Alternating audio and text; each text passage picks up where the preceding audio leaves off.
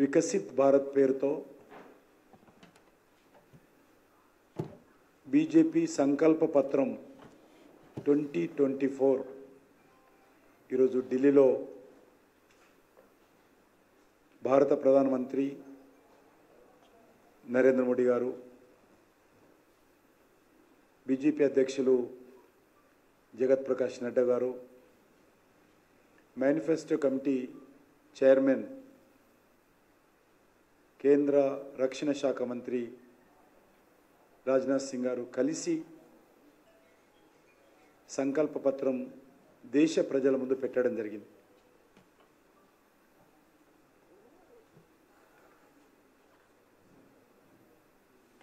Bharatiya Janata party 1980 నుంచి కూడా మా మేనిఫెస్టో లేక మా సంకల్ప పత్రం ఏదైనప్పటికీ కూడా మేము దేశ అభివృద్ధి కోసమే, మానవ కళ్యాణం కోసం, మానవ హితం కోసం మాత్రమే మేము దూరదృష్టితో పనిచేస్తూ ఉంటాం. ఈరోజు ప్రధానమంత్రి గారు చాలా స్పష్టంగా చెప్పడం జరిగింది. రానున్న రోజుల్లో అనేక రకాల అభివృద్ధి కార్యక్రమాలు ఈ దేశంలో అమలు చేస్తాం. అందులో 4 సెక్టార్స్, ఒకటి పేదలు, రెండవది మహిళలు, మూడవది యూత్, 4 రైతులు. వచ్చే 5 సంవత్సరాలు ఈ 4 విభాగాలపైన, 4 సెక్టార్స్ పైన కేంద్ర ప్రభుత్వం దృష్టిని కేంద్రీకరించి పనిచేయాలనేటువంటి సంకల్పము. పేదల కోసం ఏదైతే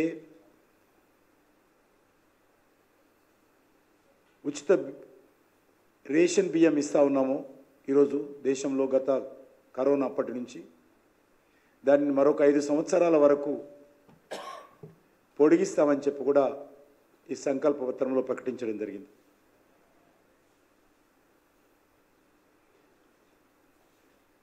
దేశంలోని మారుమూల ప్రాంతాల్లో ఉన్నటువంటి గ్రామాలకు సైతము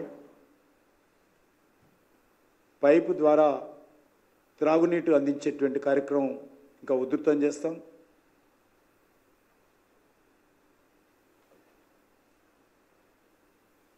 జీరో విద్యుత్కి సంబంధించి ఏదైతే సోలార్ ఎనర్జీ ద్వారా విద్యుత్ జనరేట్ చేస్తారో అలాంటి వాళ్లకు విద్యుత్ సౌకర్యము ఉచితంగా కల్పించేటువంటి ఒక చట్టబద్ధంగా ఈరోజు భారత ప్రభుత్వం చేయబోతా ఉంది.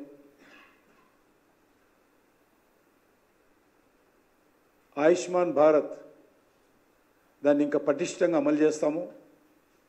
ఇది కాకుండా మధ్యతరగతికి సంబంధించినటువంటి సీనియర్ సిటిజన్స్ ఎవరైతే దారిద్ర్య రేఖకు దిగువన కాకుండా, తెల్ల రేషన్ కార్డు లేకుండా మిడిల్ క్లాస్ ఫ్యామిలీస్ ఏవైతే ఉంటాయో వాళ్ళలో ఉన్నటువంటి సీనియర్ సిటిజన్స్కు ఈ యొక్క ఆయుష్మాన్ భారత్ వైద్య సహకారం అందించాలనేది ఒక పెద్ద నిర్ణయం తీసుకోవడం జరిగింది. దీని ద్వారా కొన్ని కోట్ల మంది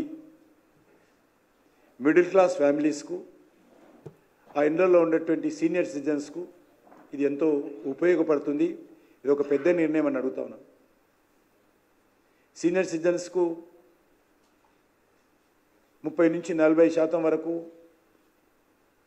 ధరలకు మాత్రమే మెడిసిన్స్ అందించేటువంటి కార్యక్రమం కూడా చేయబోతా ఉన్నాం. ఎందుకంటే వాళ్ళకు వచ్చేటువంటి పెన్షన్ కానీ, లేక వాళ్ళకి ఏదైనా చిన్న ఇల్లుంటే వచ్చే కిరాయి కానీ, ఆ యొక్క మెడిసిన్స్ ఖర్చుగా సరిపోతూ ఉంది. కాబట్టి ఈరోజు తన కొడుకులు బిడ్డలు చూడకపోయినా కూడా సీనియర్ సిటిజన్స్ అందరినీ ఒక కొడుకులాగా నరేంద్ర మోడీ గారు ఆయుష్మాన్ భారత్ పేరుతో వైద్య సహాయకం, అదేవిధంగా తక్కువ ధరకు మెడిసిన్స్ అందించేటువంటి కార్యక్రమం కూడా నరేంద్ర మోడీ గారు ఈ దేశంలో ఉన్నటువంటి మధ్యతరగతి ప్రజలకు సంబంధించినటువంటి సీనియర్ సిటిజన్స్కు ఈ స్కీమ్ను వర్తింపజేస్తున్నాడని మనం చేస్తున్నాను. అదే కాకుండా ఇప్పటికే గత 10 సంవత్సరాలుగా 4 కోట్ల ఇండ్లు కట్టడం జరిగింది.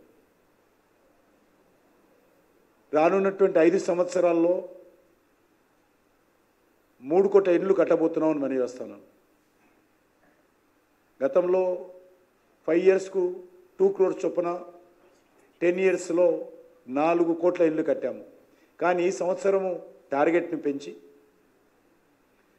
5 సంవత్సరాల్లోనే 3 కోట్ల ఇండ్లు కట్టాలని కేంద్ర ప్రభుత్వం నిర్ణయించిన విషయాన్ని ఈ సందర్భంగా మనం చేస్తున్నాం. అదేవిధంగా ఎయిమ్స్ హాస్పిటల్స్ను మరింత వేగవంతంగా ముందుకు తీసుకెళ్తాం.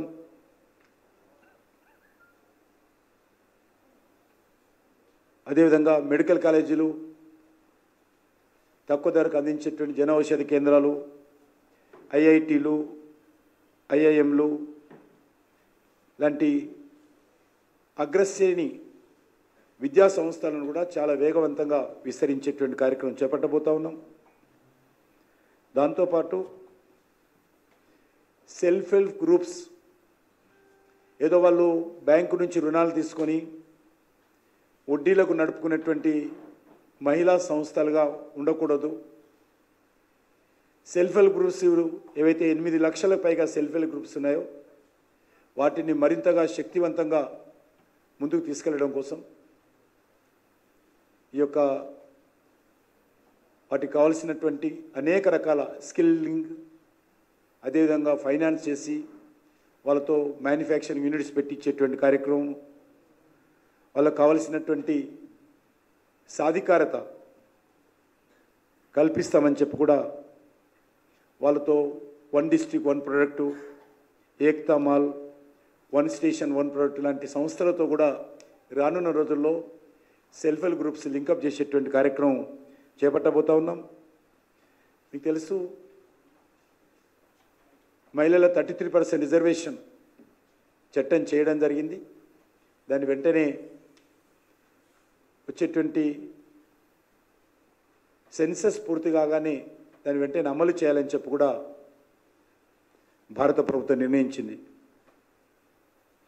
ఈరోజు పేపర్ లీకేజీలు ఏవైతే జరుగుతూ ఉన్నాయో అన్ని రాష్ట్రాల్లో కూడా ఖాళీ ఉన్నటువంటి ఉద్యోగ భర్తీలు చేయడంలో ఆలస్యం అవుతుందో దానిని ట్రాన్స్పరెన్సీతో అమలు చేసే విధంగా చర్యలు తీసుకోవాలని చెప్పి కూడా భారత ప్రభుత్వం నిర్ణయించింది. అంతేకాకుండా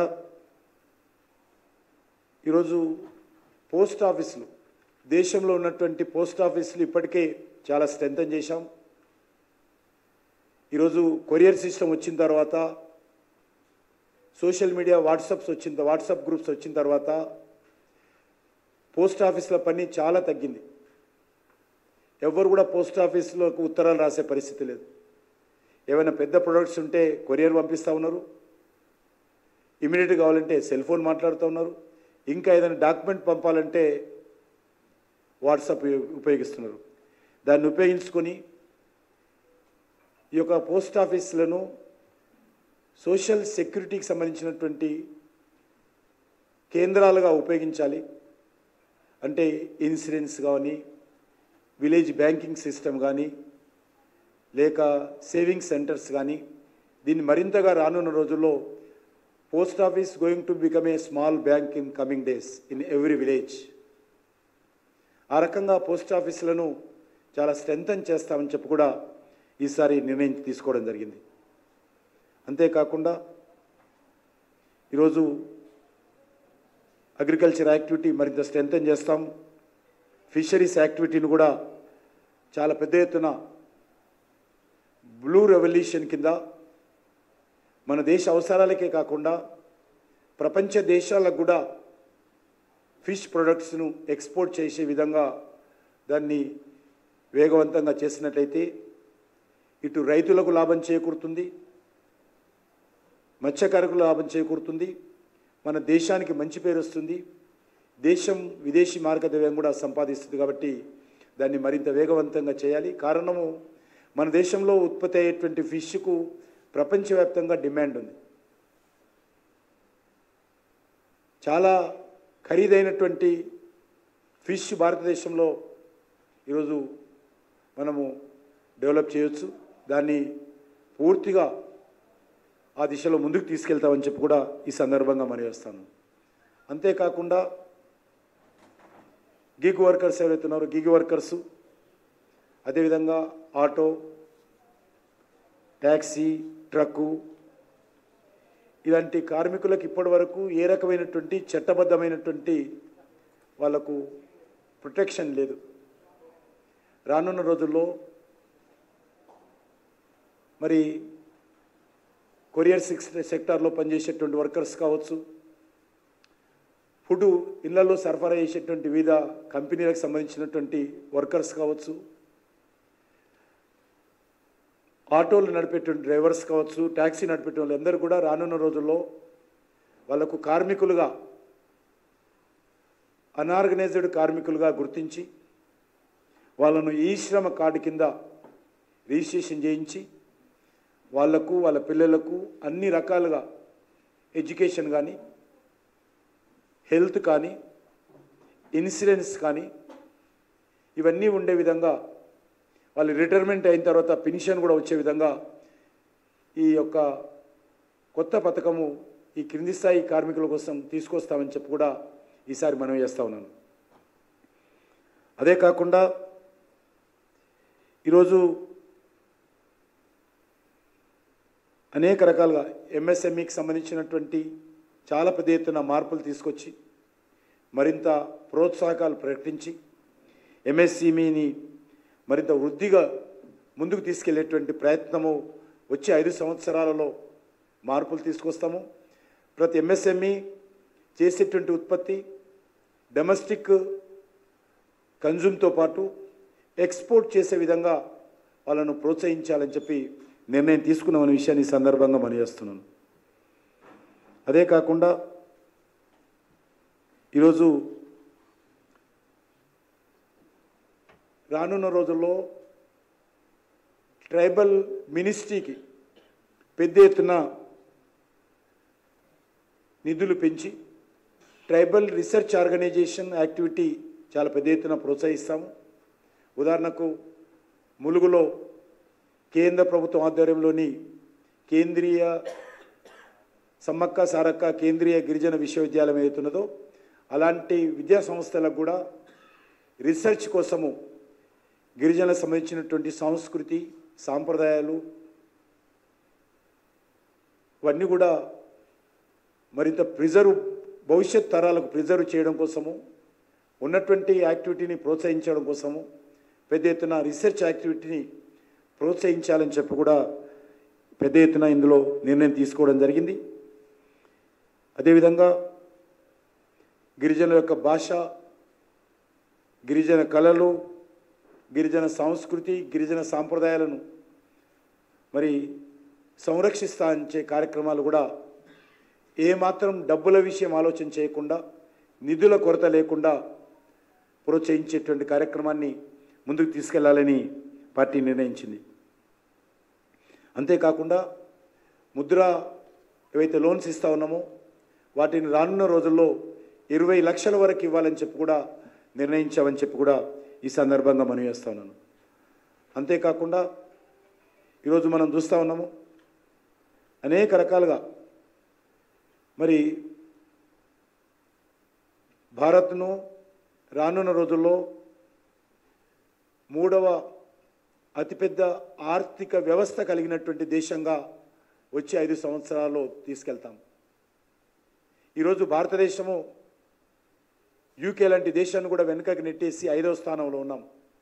మేము ఈరోజు దేశ ప్రజలకు హామీ ఇచ్చిండు నరేంద్ర మోడీ గారు, రానున్న రోజుల్లో 5వ శక్తిగా ఉన్నటువంటి భారతదేశాన్ని 3వ శక్తిగా, ప్రపంచంలో అతిపెద్ద ఆర్థిక వ్యవస్థ కలిగినటువంటి దేశంగా ఈరోజు తీసుకొస్తాము. ఆ రకంగా ఇది మా యొక్క సంకల్పం అని చెప్పి నరేంద్ర మోడీ గారు చెప్పడం జరిగింది. అదేవిధంగా ఇండియాను వచ్చే 5 సంవత్సరాలలో గ్లోబల్ మ్యానుఫ్యాక్చరింగ్ హబ్గా దాన్ని తీర్చిదిద్దేటువంటి సంకల్పం తీసుకున్నాం. దీని ద్వారా ఎంప్లాయ్మెంట్ జనరేషన్ పెద్ద ఎత్తున పెరిగేటువంటి అవకాశం ఉంది. దాంతోపాటు ఈరోజు మనం పూర్తిగా ఇంపోర్ట్స్ మీద ఆధారపడి ఉన్నటువంటి సెమీ కండక్టర్ సిస్టమ్ కానీ, చిప్ మేకింగ్ కానీ, ఎలక్ట్రానిక్స్ కానీ, వీటన్నిటిలో కూడా మరి పిఎల్ఐ స్కీమ్ కింద రీసెర్చ్ యాక్టివిటీ పెంచడం, రీసెర్చ్కి కావాల్సినటువంటి సహకారం అందించడము, ప్రొడక్షన్ లింకేజ్ ఇన్సెంటివ్స్ కింద వాళ్ళందరికీ మరి చాలా ఇన్సెంటివ్స్ కల్పించి మనము రానున్న రోజుల్లో ఎక్కడ కూడా మరి ఇంపోర్ట్స్ మీద ఆధారపడకుండా మన కాళ్ళ మీద మనం నిలబడి మనమే ఇతర దేశాలకు ఇవన్నీ కూడా ఎక్స్పోర్ట్ చేయాలి. అందులో మరొకసారి రివ్యూ చేస్తున్నాను. ఈవీస్ కానీ, semi conductors, electronics, chip making ఇవన్నీ కూడా మనమే తయారు చేసి విదేశాలకు పంపాలి. ఎందుకంటే మన దగ్గర మేధాశక్తి చాలా ఉంది. ప్రపంచ దేశాల్లో ఉన్నటువంటి అనేకమైనటువంటి బహుళజాతి కంపెనీలో, మల్టీనేషనల్ కంపెనీలో పనిచేస్తున్నటువంటి వాళ్ళు ఇండియన్కి సంబంధించినటువంటి విద్యార్థులు, ఇండియన్కి సంబంధించినటువంటి ఐటీ ఎక్స్పర్ట్సే ఉన్నారు. అలాంటిది మన దేశంలో వాళ్ళను మన దగ్గర నుంచి వాళ్ళ దేశానికి వెళ్ళి అక్కడ చిప్పులు తయారు చేసి అక్కడ నుంచి మనం ఇంపోర్ట్ చేసుకోవడం ఏంటి? మన దేశానికి కావాల్సినటువంటి చిప్పులను మనమే తయారు చేసుకోవడము, ఇతర దేశాలకు కావాల్సినటువంటి చిప్పులను కానీ, సెమీ కండక్టర్స్ కానీ మనమే ప్రొడక్షన్ చేసి ఎక్స్పోర్ట్ చేయాలనేటువంటి ఒక పెద్ద నిర్ణయం ఈరోజు భారత ప్రభుత్వం భవిష్యత్తులో చేసే విధంగా భారతీయ జనతా పార్టీ తీసుకుందనే విషయాన్ని ఈ సందర్భంగా మనవిస్తున్నాను. రానున్న రోజుల్లో రైల్వేలో ఎవరు పోవాలన్నా కూడా సాధ్యమైనంత వరకు వెయిటింగ్ లిస్ట్ లేకుండా ఎన్ని ట్రైన్లు కావాలన్నా దాన్ని పెంచేటువంటి ప్రయత్నం చేస్తూ ఉన్నాం. అది ఇప్పటికే మనం వందే భారత్ ట్రైన్ చూస్తూ ఉన్నాం.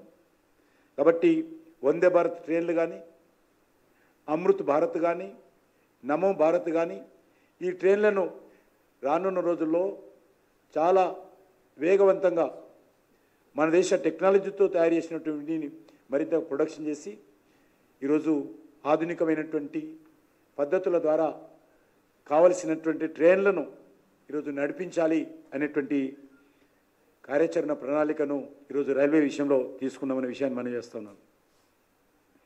అంతేకాకుండా ఈరోజు ఏదైతే ఎనర్జీ అంటే పవర్ జనరేషను మనము రానున్న రోజుల్లో మరి దాన్ని మరింతగా ప్రోత్సహించాలి. అందుకే ఈరోజు ప్రతి ఇంట్లో కూడా సోలార్ ఎనర్జీ కోసము అన్ని రకాలుగా సబ్సిడీ కేంద్ర ప్రభుత్వం ఇస్తూ ఉంది. కాబట్టి ఆ రకంగా అనేక విషయాలలో మరి ఎనర్జీ అభివృద్ధి కోసం కృషి చేయబోతూ ఉన్నాము. అంతేకాకుండా ఈరోజు మరి అనేక రకాలుగా సెక్యూరిటీ యాంగిల్లో నరేంద్ర మోడీ గారు మాట అన్నారు, ఎట్టి పరిస్థితుల్లో భారతదేశం యొక్క సెక్యూరిటీ విషయంలో కాంప్రమైజ్ అయ్యే పరిస్థితి లేదని ఒకటి చెప్పారు. అవినీతి పైన నిరంతరమైనటువంటి యుద్ధం చేస్తాం. అవినీతి పరులు ఎవరైనా సరే, ఎంతటి వారైనా సరే వదిలే ప్రసక్తి లేదనే విషయాన్ని ఈ సందర్భంగా ప్రధానమంత్రి గారు చెప్పిన విషయాన్ని మనం చేస్తూ ఉన్నాను. ఆ రకంగా మరి రానున్న రోజుల్లో భారత ప్రభుత్వము టెర్రరిజం విషయంలో జీరో టాలరెన్స్ పాలసీతో ఎక్కడ టెర్రరిజం ఉన్నా, ఎక్కడ వైలెన్స్ ఉన్నా, ఎక్కడ మాఫియా ఉన్నా దాన్ని ఖచ్చితంగా ఉక్కు పాదంతో అణిచివేయాలనేటువంటి నిర్ణయము మరొకసారి మా సంకల్ప పత్రం ద్వారా పునరుద్ధరించామని ఈ సందర్భంగా మనం చేస్తూ ఉన్నాను. అదేవిధంగా రాజ్యాంగంలోని ఆర్టికల్ 44 ప్రకారం యూనిఫామ్ సివిల్ కోడ్ కూడా ఈరోజు సంకల్ప పత్రం ద్వారా దేశ ప్రజలకు హామీ ఇచ్చాము. అదేవిధంగా 1 నేషన్ 1 ఎలక్షన్ ఇది తప్పకుండా వచ్చే 5 సంవత్సరాల తర్వాత, అంటే వచ్చే పార్లమెంట్ ఎన్నికలు ఏవైతే జరుగుతాయో ఆ సందర్భంగా అనేక రాష్ట్రాలకు సంబంధించినటువంటి అసెంబ్లీ ఎన్నికలను కూడా లింకప్ చేసే విధంగా వన్ నేషన్ వన్ ఎలక్షన్ తెస్తాము. ప్రస్తుత పరిస్థితుల్లో ఇది చాలా అవసరం. ఎక్కడో ఉత్తరప్రదేశ్లో ఎలక్షన్ జరిగితే హైదరాబాద్లో ఉన్నటువంటి తెలుగు టీవీలలో డిబేట్ జరుగుతుంది. ఎక్కడో కర్ణాటకలో ఎలక్షన్ జరిగితే హైదరాబాద్లో ఉన్నటువంటి తెలుగు టీవీలలో డిబేట్ జరుగుతుంది. అంటే దేశం అంతా కూడా ఏ రాష్ట్రం ఎన్నికలు జరిగినా కూడా పూర్తిగా మరి 365 రోజులు 5 సంవత్సరాలు కూడా ఈ యొక్క ఎన్నికలపైననే మనం ఎక్కువ సమయం పోతా ఉన్నది. అనేక రకాలుగా మైనవర్స్ వృధా పోతూ ఉన్నాయి. కాబట్టి ఈ విషయాన్ని దృష్టిలో పెట్టుకొని ప్రభుత్వాలు కూడా అడ్మినిస్ట్రేషన్ పైన దృష్టిని సాధించలేకపోతూ ఉన్నారు. అది ఏ ప్రభుత్వం అయినప్పటికీ, అది ముఖ్యమంత్రులు కానీ కేంద్ర ప్రభుత్వం కానీ. కాబట్టి వన్ నేషన్ వన్ ఎలక్షన్ ఉన్నట్లయితే అనేక దేశాల్లో విధానం ఉంది. దాన్ని మన దేశంలో తీసుకొచ్చినట్లయితే మరింతగా దేశం యొక్క డెవలప్మెంట్ పైన మనము పూర్తి స్థాయిలో దృష్టిని కేంద్రీకరించవచ్చు అనే విషయాన్ని ఈరోజు మరి మా యొక్క ఎన్నికల సంబంధించినటువంటి సంకల్ప పత్రంలో ఈరోజు ముందుకు తీసుకొచ్చామనే విషయాన్ని మనం చేస్తా ఉన్నాను. రానున్న రోజుల్లో శాటిలైట్ టౌన్షిప్స్ ప్రోత్సహించాలి. సివిల్ అవియేషన్ అంతకుముందు చెప్పడం జరిగింది. హవాయి చెప్పల్ వాలే హవాయి జహాజ్ మే జానే కా వ్యవస్థ కర్నా चाहिए. కాబట్టి ఆ రకంగా ఈరోజు మరింతగా ఈ యొక్క సివిల్ అవియేషన్ను ఎంకరేజ్మెంట్ చేసే విధంగా ముందుకు తీసుకెళ్తామనే విషయాన్ని ఈ సందర్భంగా మనవి చేస్తా ఉన్నాను. ఆ రకంగా ఈ యొక్క గవర్నమెంట్ తరఫున అన్ని రకాలుగా టూరిజంలో ఇన్వెస్ట్మెంట్స్ తీసుకొచ్చి టూరిజాన్ని మరి ఒక వరల్డ్ టూరిజం డెస్టినేషన్గా మార్చాలనేటువంటిది చాలా పెద్ద నిర్ణయం తీసుకున్నాం. తప్పకుండా రానున్న రోజుల్లో tourism will become a number 1 in the world. ఎందుకంటే మనకు అనేక ప్రాచీనమైనటువంటి గొప్ప కళాఖండాలు ఉన్నాయి, కట్టడాలు ఉన్నాయి, దేవాలయాలు ఉన్నాయి, మ్యూజియంస్ ఉన్నాయి, అనేక రకాల నేచర్కి సంబంధించినటువంటి కేంద్రాలు ఉన్నాయి. కాబట్టి దాన్ని మరింతగా ముందుకు తీసుకెళ్లేటువంటి ప్రయత్నం చేస్తామనే విషయాన్ని ఈ సందర్భంగా మనవి చేస్తూ, మరి ఈరోజు ఈ యొక్క మేము దీన్ని ఎన్నికల ప్రణాళిక అనడం లేదు. ఎన్నికల ప్రణాళిక అంటే ప్రజలు నమ్మే పరిస్థితి లేదు. అనేక పార్టీలు హామీలు ఇస్తున్నారు కానీ అమలు చేయడంలో ఇబ్బందులు అవుతా ఉన్నాయి. కాబట్టి మేము ఈరోజు ఏదో హామీ ఇవ్వడం కాదు, మేము సంకల్పం తీసుకుంటున్నాం. భారతీయ జనతా పార్టీ సంకల్పం తీసుకుంటున్న విషయాన్ని ఈ సందర్భంగా మనం చేస్తున్నాం. ఎందుకంటే బీజేపీ ఏదైనా ఒక మాట ఇస్తే, ఒక గ్యారంటీ ఇస్తే, గ్యారంటీని అమలు చేసేటువంటి గ్యారంటీ